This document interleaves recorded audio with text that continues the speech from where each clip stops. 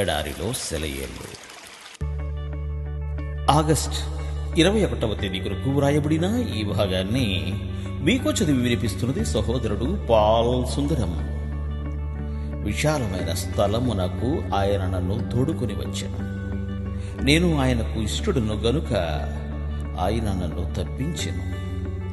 18వ కీర్తన 19వ వచనం. ఈ విశాలమైన స్థలం ఏమిటి? దేవుడే.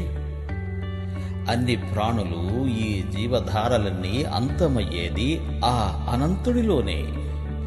దేవుడు నిజంగా చాలా విశాలమైన స్థలం.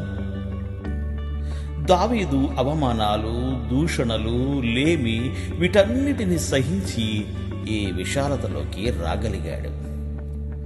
మిమ్మును గద్ద రెక్కల మీద మోసే నా యొద్దకు మిమ్మును ఎట్లు చేర్చుకుంటేనో మీరు చూచితిరి. నిర్గమాకాండ గ్రంథము 19వ అధ్యాయము 4వ వచనము. సంపూర్ణ విధేయతలోకి నావ నడిపించడానికి భయపడుతున్నాను. ఈ ప్రవాహం ఎక్కడికి తీసుకుపోతుంది? నా చిన్ని పడవ ఇటు కొట్టుకుపోతుంది. నాలోకే అన్నాడు దేవుడు. త్రవ్విన సమాధిపై నిలిచి విలపించాను.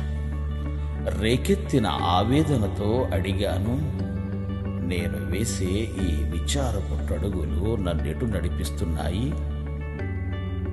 నాలోకే అన్నాడు దేవుడు. ఆయనలోనే, ఆయన గుండెల్లోనే నా చోటు, నా ఆనందాన్ని ఎవరు వర్ణించగలరు? ఇంతవరకు నన్ను ఆకర్షించిన విషయాలన్నీ ఆయన చెత్తకే తీసుకొస్తాను. దేవుడు మేము దీవించుగాక. ఆమెన్. ఆమెన్.